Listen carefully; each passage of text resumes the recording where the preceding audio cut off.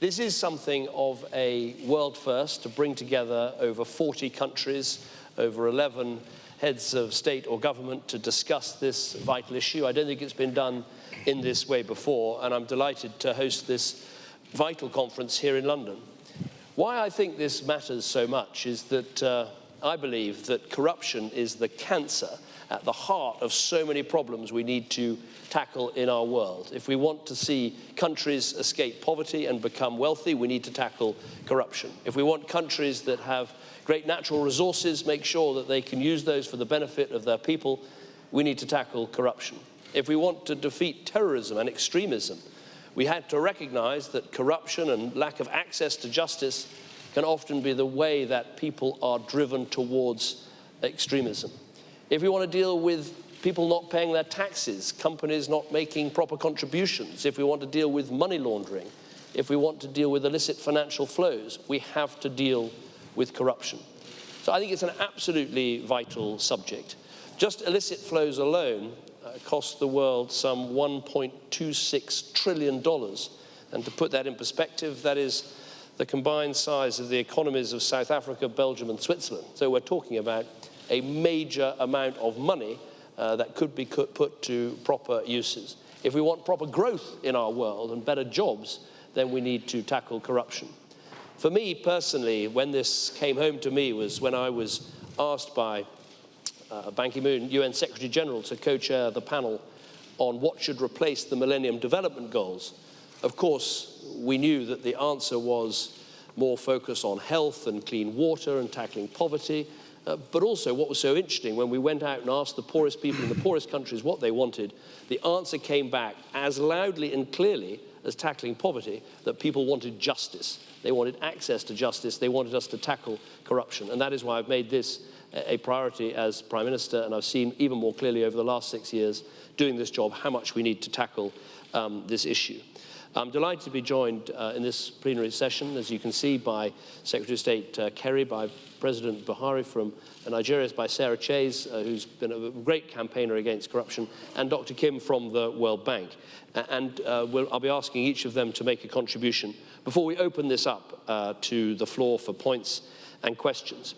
But what I would say, just by way of introduction, is I think we are making some real progress at this summit.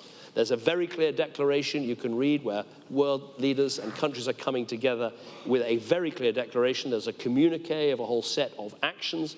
And crucially, there's country-by-country commitments that countries are making to tackle the issues of corruption that people will be able to check up on and report back on.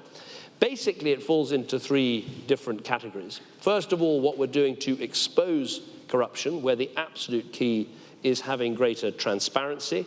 And you can see countries committing to exchanging more tax information, exchanging more ownership information, and in the case of the United Kingdom and some others, actually for the first time, having not just a beneficial ownership register, who owns what, but also making that public so it can be investigated by others. In terms of procurement, you're seeing country after country committing to more open practices for procurement, and in terms of making sure that business buys into this vital agenda, which it has done in so many places and in so many countries. We're also today publishing a code of conduct for the professional services, because sometimes accountants or lawyers or estate agents, sometimes they have been enablers of corruption, and we know that we need to tackle that. But at this conference, we want to keep challenging ourselves, NGOs, businesses and others to say, what should we do next? What we should do next on exposing corruption, and that'll be the first session after this plenary session. Second, there's obviously the issue of how we tackle corruption and how we punish the corrupt and how we return assets to people who have had them and countries that have had them stolen. Again, today you'll see we are committing to setting up an international anti-corruption coordination centre here in London, inside our National Crime Agency, bringing together countries. We're going to see asset recovery legislation brought forward in 21 new countries who haven't currently got that legislation that they need.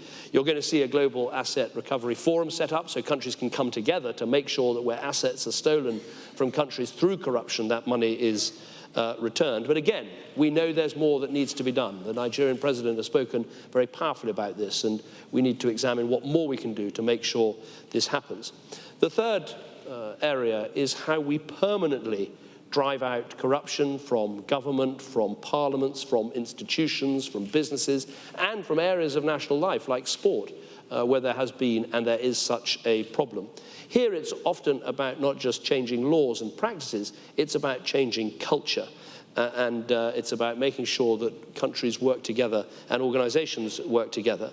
And also it's great that we have at this conference the OECD, the IMF, the Commonwealth, the World Bank, all organizations that can help to change the rules in our world, but also can help to change the culture.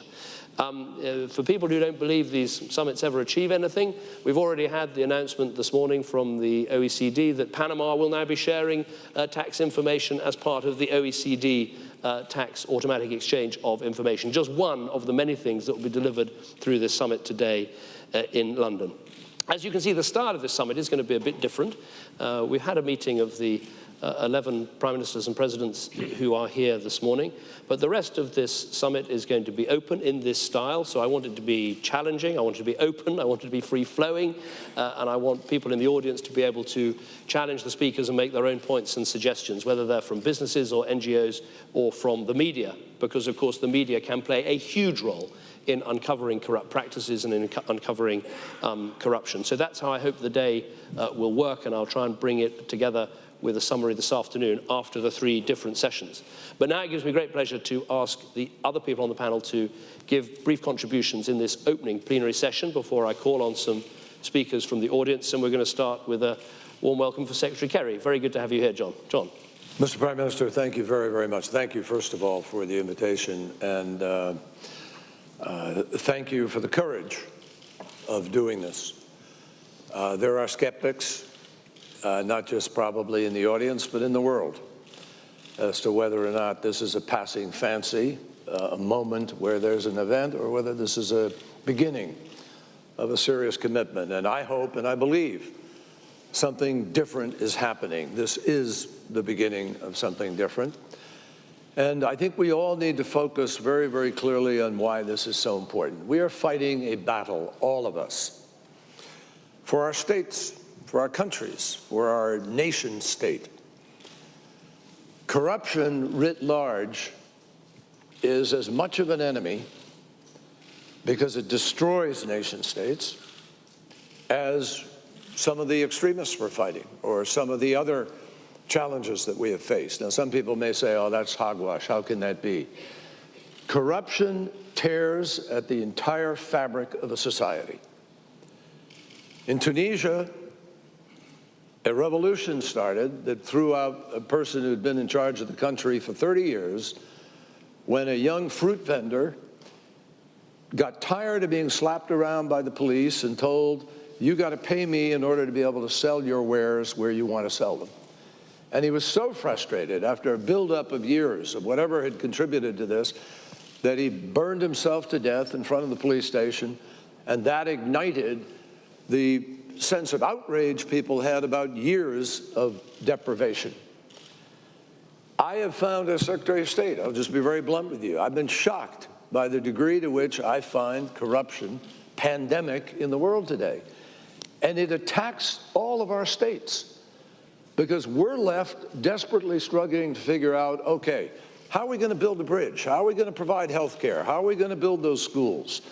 We have hundreds of millions of kids, 2 billion children under the age of 15 who are going to need to go to school. How many of those schools are going to get built if criminal syndicates or supposed leaders of nations are seconding billions of money into banks that supposedly have a know your customer standard and don't apply it?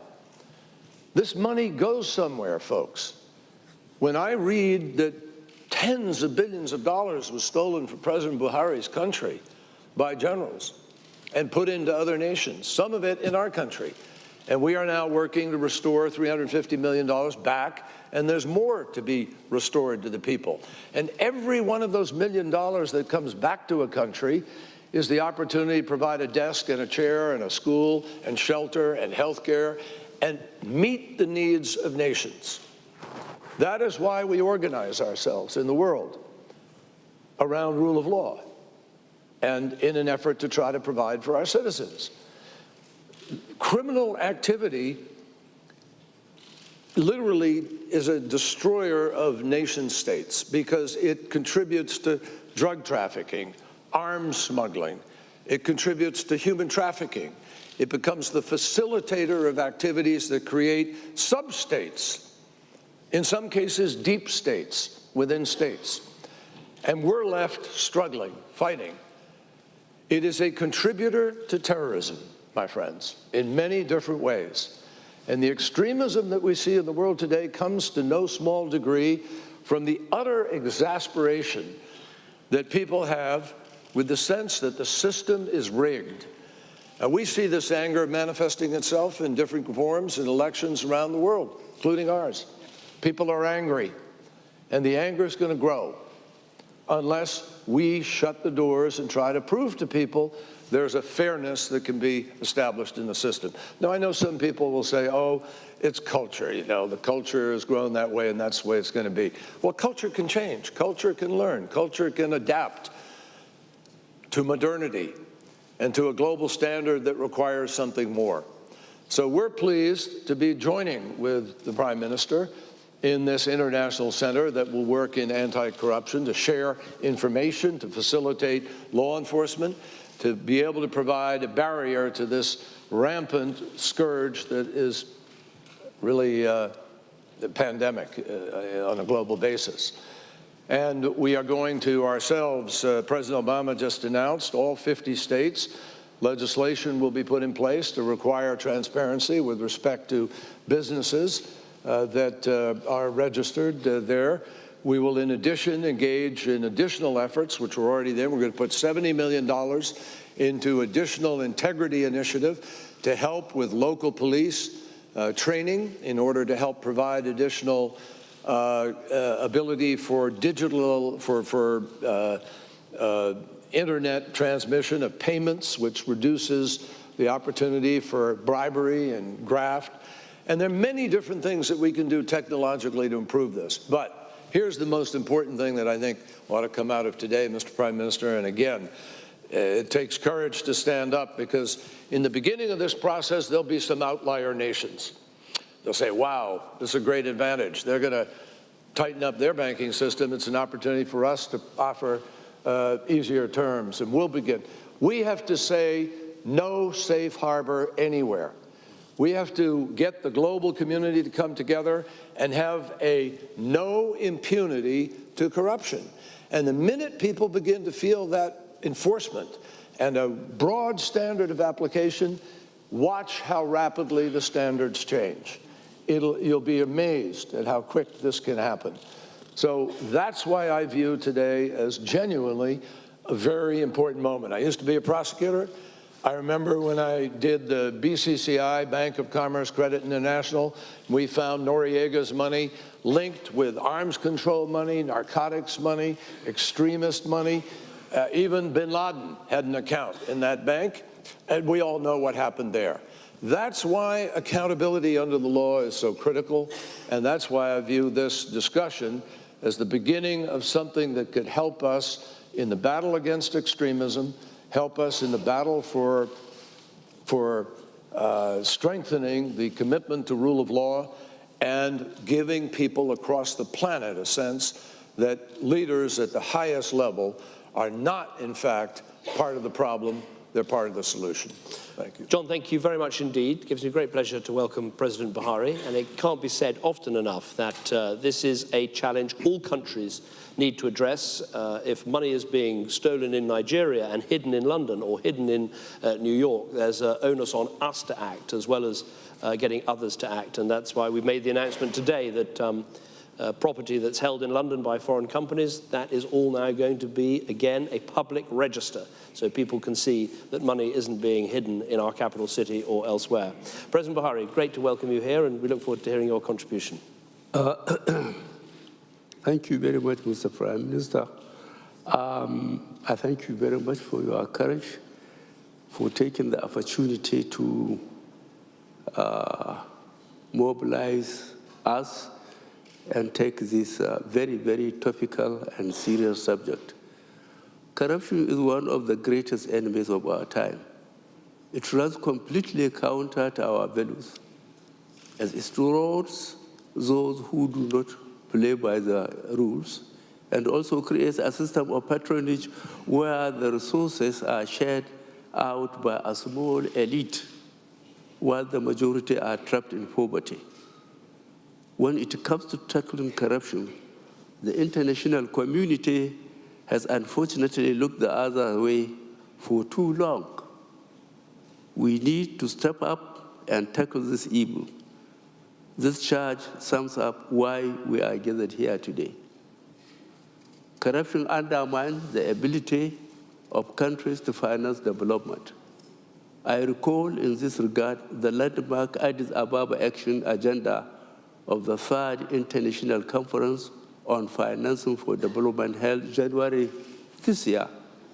A prominent feature of this global framework is the recognition that good governance and measures to combat corruption and curb illicit financial flows will be integral to the efforts to attain sustainable development post-2015. It is for these reasons that the Nigerian government expressed the determination to address illicit financing flows as they serve as major impediments to progress. I wish to reiterate our call in Addis Ababa that the global community must come up with mechanisms for dismantling safe havens and facilitate the easy return of stolen funds and assets to their countries of origin. As mandated in the United Nations Convention Against Corruption and Transnational Organized Crimes, let us seize this opportunity. As a result, Nigeria is calling on this summit to create an anti-corruption infrastructure and a strategic action plan that will include the monitoring, tracing, and facilitating the recovery of stolen funds and assets hidden in secret accounts abroad.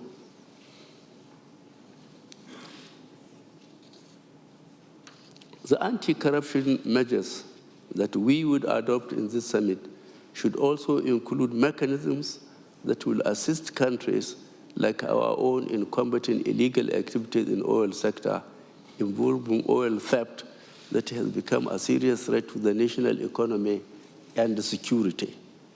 It has been estimated that oil bunkering, which is akin to trade in blood diamonds, now costs Nigeria about $7 billion United States dollars every year. Honorable Prime Minister, distinguished ladies and gentlemen, the suggestion I made about what this conference ought to do, I think should be taken as seriously and as urgently as possible, so that the correct message is sent across to the international community.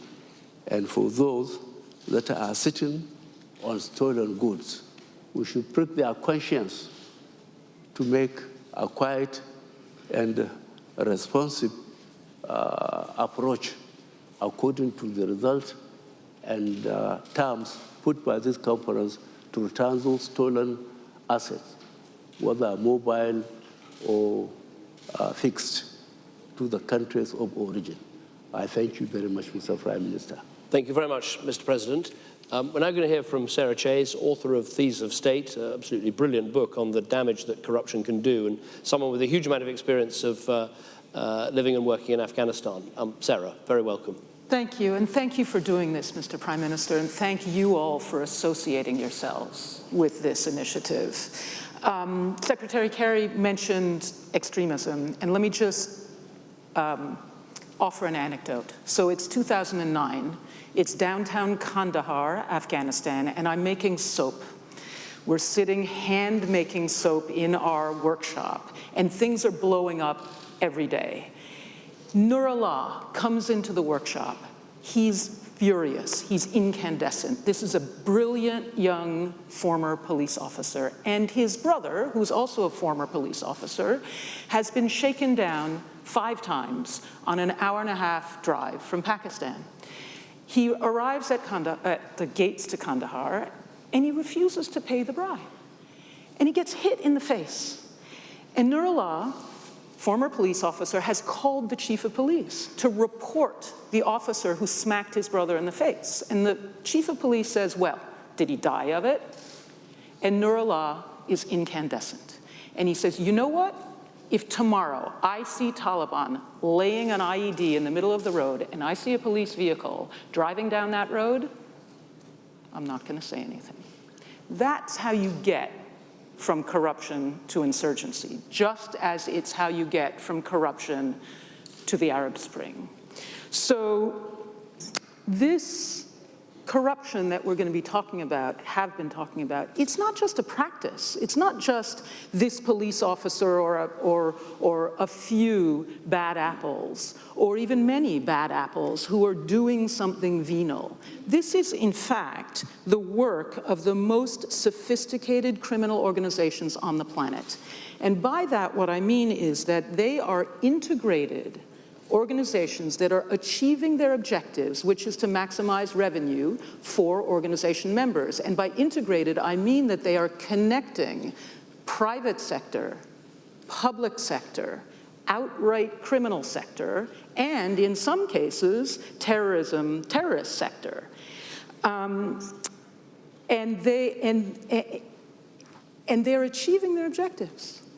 And we have all been extremely unintegrated in our efforts to combat the practices of these criminal organizations. And this is why I think it is so unbelievably courageous to hold this summit, to launch this dynamic in this town now.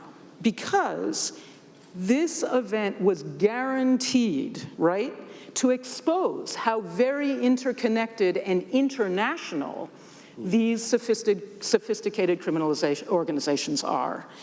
And the degree to which our Western economies are in fact predicated on the proceeds of corruption. And it's not just where the banks that we put them in or the lawyers that help people put them in banks. It goes much deeper into our Western economies.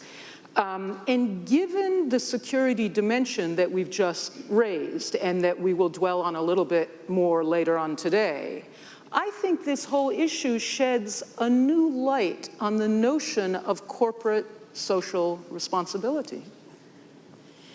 This summit and the dynamic that it's launching, which will take on a life of its own, hopefully, is an extraordinary opportunity to begin to bring actions in line with rhetoric that has already changed a lot. Please seize it.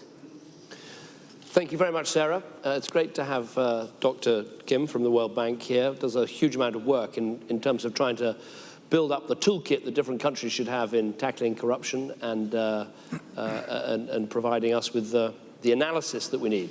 Please. So thank you very much, Prime Minister. It's great, and I share Sarah's enthusiasm about bringing efforts together and integrating more. You know, at the World Bank, the history of openly fighting corruption is really not that long. Just 20 years ago, literally in 1996, Jim Wolfenson, one of my predecessors, went around to his vice presidents and said, I'm going to talk about the cancer of corruption in my annual meeting speech. And they said, you can't do that. And he said, why on earth can I not do that? Because every country that we lend to is corrupt, and we'll have no one left to do business with if you start talking about corruption. Well, he mentioned it anyway, and it started a process.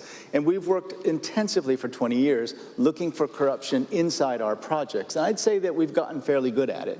But I think we need to do much more. And I think what President Buhari and Secretary Kerry, Prime Minister Cameron, and Sarah have been saying is that can we take this opportunity to bring all our efforts together?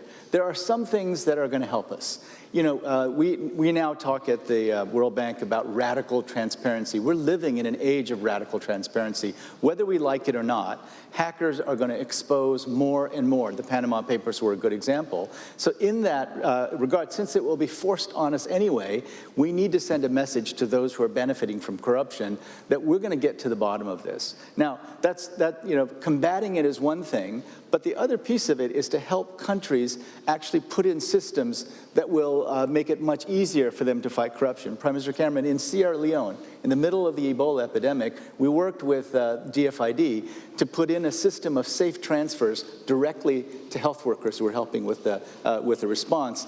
And it created a tremendous amount of trust in the system, and we hope that this will continue with other transfers. In India, the Aadhaar system, which is a biometric measuring system, allowed direct transfers of cash to beneficiaries. It increased the actual amount that went to beneficiaries 35%, and it increased the speed 30%. We're using geospatial technology. Our friend Sanjay Pradhan built those systems where we're actually tracking to make sure that things are actually getting built. We give cell phones with cameras and have local citizens take pictures of projects so that we know that work is actually being done.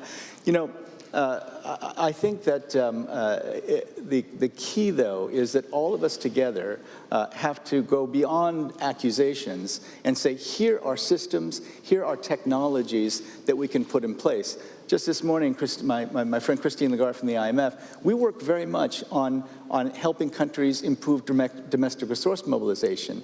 We can connect anti-corruption efforts with much more money in, for public budgets and track that as we go along. I think the institutions themselves can do more to show where corruption is being fought, what's effective, and then take lessons from different parts of the world so that everyone knows what the best practices are. This is a political issue, but we've got to get to the practicality of helping countries become more effective at fighting corruption. The benefits will be huge, and I think that if we make use of the radical transparency that is our fate these days, we can make tremendous progress quickly. Thank you very much indeed. As ever with these things, we're already running slightly over time. If you want to bring in some people from the audience, I think actually we've got Mo Ibrahim is here, wants to say a word, and Professor Collier. So I'm going to take you two first, and then we'll see if we've got time for some more. Sorry? Yeah. Thank you. No, thank you, Prime Minister. I really have just quickly 4 points to make. As a businessman, first, I want to say legitimate business has no need for anonymous companies. We don't need them. There's no social, economic, or business needs for them. Please ban them. That is the getaway vehicle for corruption. So that's needed to be done in US, not only in Panama, in Europe as well. Secondly, important thing, I think the open contracts. Let governments open contracts. Open contracts are really good for business. It gives us trust in the process, the integrity of the process, and we are willing to commit resources then to do it. So open contracts, I don't hear that word, is important. It is in your hands, gentlemen, to address. I say gentlemen because you are not in government yet, not yet anyway. We in the B team, a group of business leaders across the world, are committed to audit our companies, our partners, our supply chains for transparency, for carbon emission, and for human rights. We work with other people to do that. So business is trying also to clean its act and invite people to do that. Finally, business and government, I believe, must work to regain the trust of their citizens. For various reasons, this trust has been weakened recently. And we can see the result in the current political landscape around us. The rise of populism, demagogues, because of loss of trust between citizens, institutions, governments, and elites. We need to act. There's not much time we have. Thank you. Well, thank you. Open contracts and what should happen to anonymous companies, that's very much going to be the subject of the first session. But I would make the point that if every country moves towards not just a register of beneficial ownership, but an open register of beneficial ownership, then that problem will effectively be solved. In terms of procurement and open procurement and government contracts, I think we're going to be addressing that in the next session. But thank you very much for that contribution. And Paul, would you like to say something? Thank you, Prime Minister. The great struggle of our time is for poor countries to catch up with rich ones. That just has to happen. And it's been happening far too slowly because the key institutions that poor countries need in order to catch up have been impaired by corruption. And that corruption has been facilitated in the richest countries, in the banks, in the lawyers, in the companies. Britain has made a start the last 3 years in putting our own house in order, and bravo for that. Having done that, we are now in a credible position to invite partners to join us in that task. I think we need to focus on a very few practical measures and face partners with the choice. Do you do this or you do not? Are the assets held in your country secret, or is beneficial ownership transparent? Are the contracts awarded in a discretionary process? Are they open?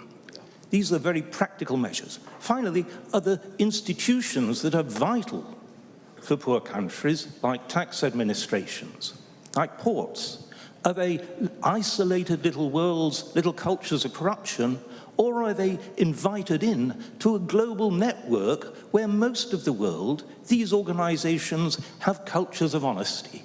And so they should join this global world of decent behavior. Thank you. Thank you. Thank you very much for keeping it simple and straightforward, absolutely key. We've got time for a couple more contributions. If there's a roving microphone, if you say who you are and where you're from, let's start with one over here. Yeah.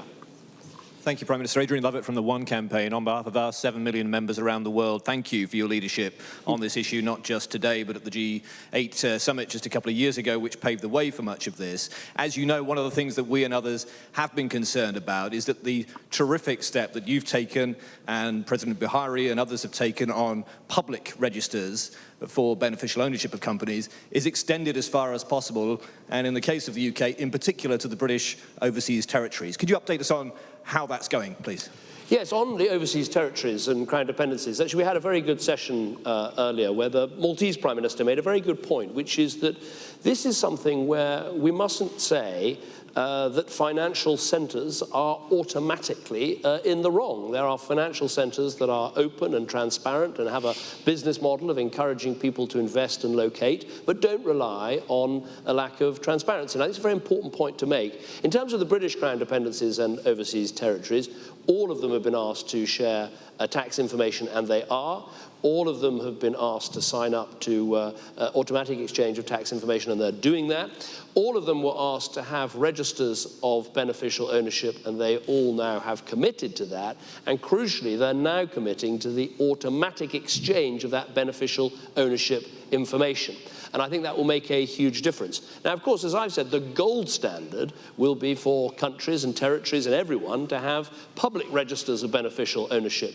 But actually, the British overseas territories and crown dependencies are now, to be fair to them, ahead of many developed states who don't even have registers of beneficial ownership. So I think we should thank them for the work they've done and say, but let's keep on going towards that gold standard, which I hope other countries will want to achieve. I don't know whether other colleagues want to comment on that. We should take one more contribution from here. Sir.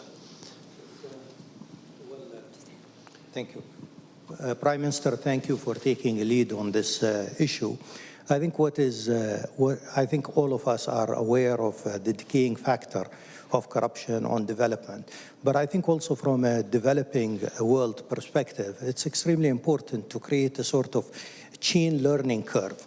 So in a way, countries that are doing better in the developing world are perhaps a first step towards improving conditions, because that jump, I think, that there is a transitional issue here, and I think that jump is not always that easy.